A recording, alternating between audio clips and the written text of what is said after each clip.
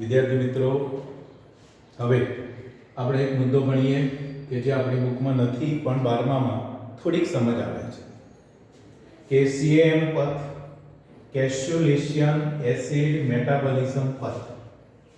કેસ્યુલેશિયન acid metabolism પથ. વિદ્યાર્થી મિત્રો, કેસ્યુલેશિયન એસિડ કેમ કહેવાય?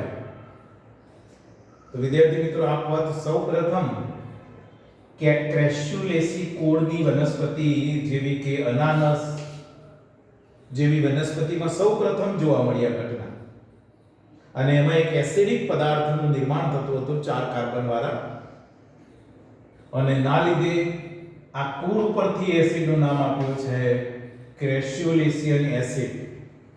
હવે એનું શું થાય છે? એનો વપરાશ ચયાપચય, એટલા માટે કેસ્યુલેસિક એસિડ મેટાબોલિઝમ તરીકે એને બોલવામાં આવે છે.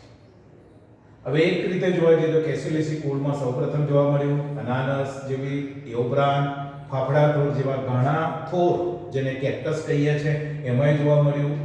કુંવરપાઠું, રામબાણ, પાનફૂટી, પછી પાનફૂટી જેવી વનસ્પતિઓની અંદર પણ જોવા મળી વિદ્યાર્થી મિત્રો આ ઘટના.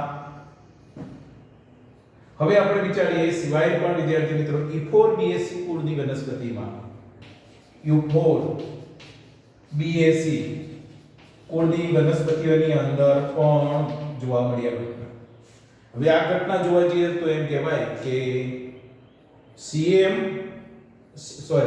વનસ્પતિઓમાં જોવા મળે છે એવી જ ઘટના છે. તો વિચારીએ, આપણને ખબર છે કે C4 વનસ્પતિઓ ઊંચા તાપમાને અને તીવ્ર પ્રકાશ ની હાજરીમાં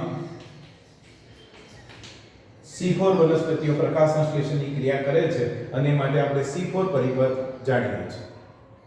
તો વિદ્યાર્થી મિત્રો, એ C4 પરિપથ કેવો? ચલો મેં ટૂંકમાં આપી દીધો છે કે ભાઈ C4 વનસ્પતિની અંદર આપણે જાણીએ છીએ કે ક્રેન્ચ પેશી સંરચના હતી, અને ના લીધે વાહિકુલને ફરતે આવા જાડી દિવાલ વાળા મોટા કદના કુલકંચુકીય કોષ હતા અને એમાં હરિતકણ હતા. અને એ સિવાય પણ પાતળી દિવાલ વાળા મધ્યપર્ણના કોષો પણ હતા, આમાં પણ હરિતકણ હતા, આમાં પણ. હવે મધ્યપર્ણ કોષમાં આપણે જાણીએ છીએ કે આવી પ્રકાશ પ્રક્રિયા થતી વિદ્યાર્થી મિત્રો, અને કુલકંચુકીય કોષમાં કાર્બન સ્થાપનની પ્રક્રિયા અથવા તો ગ્લુકોઝ નિર્માણની, જૈવ સંશ્લેષણની અંતર પ્રક્રિયા થતી હતી.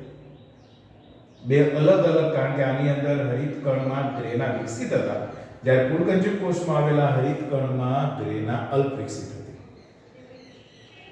તો વિદ્યાર્થી મિત્રો, આની જાડી દિવાલ હોવાને લીધે એને ઊંટોની પ્રાપ્તિ કરાવવા માટે આવો એક નવો પથ જોવા મળ્યો કે એના દ્વારા વાતાવરણનો જે CO2 હતો વિદ્યાર્થી મિત્રો, વાતાવરણમાંથી એ CO2 પ્રથમ PEP એટલે કે મધ્યપર્ણ કોષમાં દાખલ થઈ અને PEP સાથે જોડાઈને પ્રથમ 4 કાર્બન વાળું ઓક્ઝેલો એસિટિક એસિડ બનેલું. એમાંથી મેલિક બની, મેલિક એ કુલકંચુકીય કોષમાં પ્રસરણ પામતો અને એનું ડીકાર્બોક્સિલેશન થઈને CO2 છૂટો પડતો, જે કેલ્વિન ચક્રની અંદર વપરાતો, અને પાયરુવિક એસિડ પુનઃ પાછા મળે.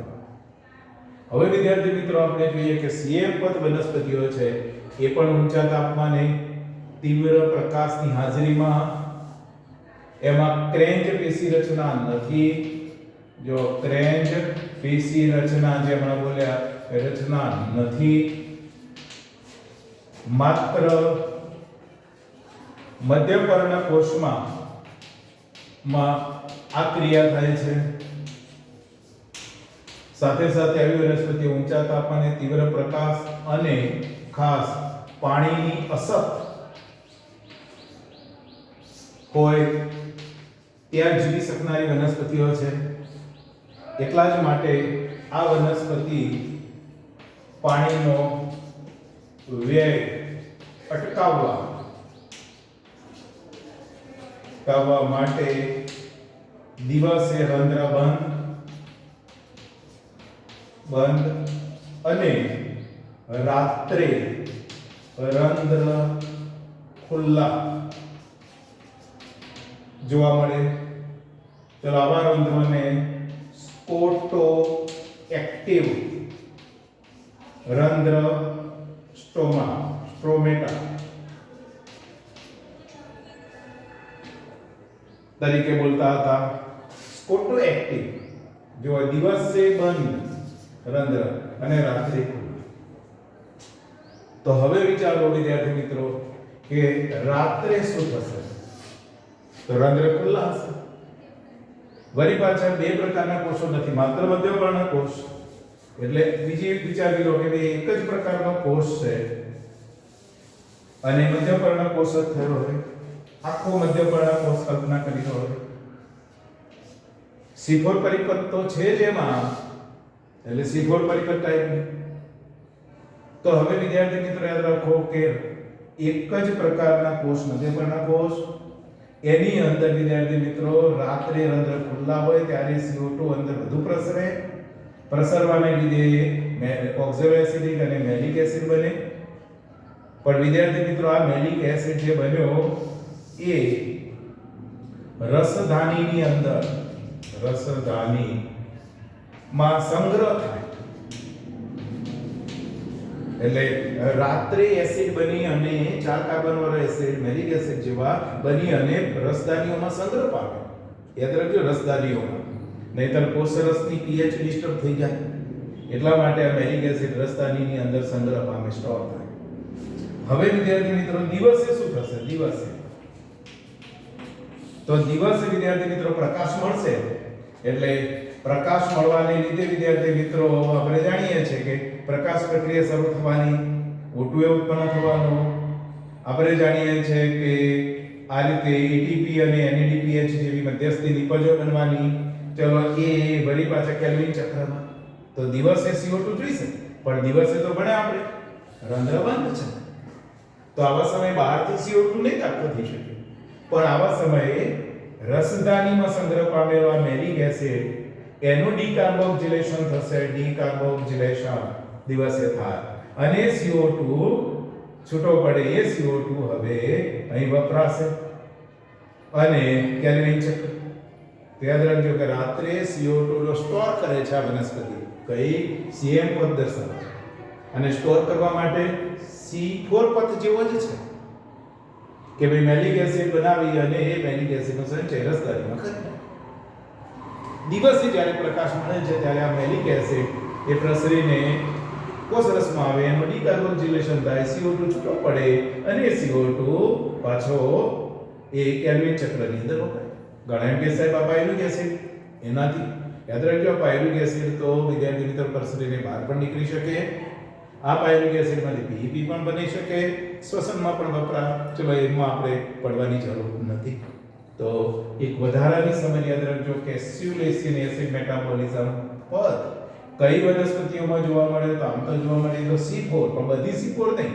જે C4 વનસ્પતિઓ પાણીની અછત હોય એવી જગ્યાએ ઉગે છે ત્યાં, એટલે કે રણ જેવા એકદમ શુષ્ક નિર્જન વિસ્તારમાં, તો એ વનસ્પતિઓમાં પાણીનો વ્યયને અટકાવવો હોય તો દિવસે રંધ્ર બંધ રાખવા પડે, રાત્રે રંધ્ર ખુલ્લા. હવે દિવસે રંધ્ર બંધ રાખે તો CO2 ની પ્રાપ્તિ ન થાય અને આ ક્રિયા ન થાય. એટલા માટે જ્યારે રાત્રે રંધ્ર ખુલ્લા હોય ત્યારે કાર્બન સ્થાપનની પ્રક્રિયા થઈ જાય, એને કે 4 કાર્બન વાળું મેલિક એસિડ બનવાની ક્રિયા થાય. તો વિદ્યાર્થી મિત્રો વધારાની એક સમજ, CAM પદ યાદ રાખી દેજો. કઈ વનસ્પતિઓ? યાદ રાખજો C4 પદથી કઈ રીતે અલગ પડે? C4 પદ અને CAM પદ કઈ રીતે ડિફરન્સ છે? તો ધ્યાન રાખી દેજો કે C4 પદ દિવસે પૂર્ણ થાય, આની અંદર રાત્રે અને દિવસે બેવું. આના રંધ્ર દિવસે ખુલ્લા હોય, આના રંધ્ર દિવસે બંધ, રાત્રે જ ખુલ્લા. આમાં ક્રેન્ચ પેશી રચના જોવા મળે, આમાં ક્રેન્ચ પેશી રચના જોવા મળતી નથી. આમાં બે પ્રકારના પ્રકાશસંશ્લેષી કોષો ભાગ ભજવતા હતા, મધ્યપર્ણ અને પુલ્કંચો. આની અંદર માત્ર મધ્યપર્ણ કોષો જ આવેલા છે, માત્ર મધ્યપર્ણ કોષો, અને એની અંદર જ સમગ્ર પ્રક્રિયા થાય છે. આમાં મેલિક એસિડનો સંગ્રહ નથી થતો, તરત જ વિઘટન થાય કે દિવસે ને દિવસે. આમાં મેલિક એસિડનો રાત્રે સંગ્રહ થાય રસધાનીમાં અને દિવસે વપરાય.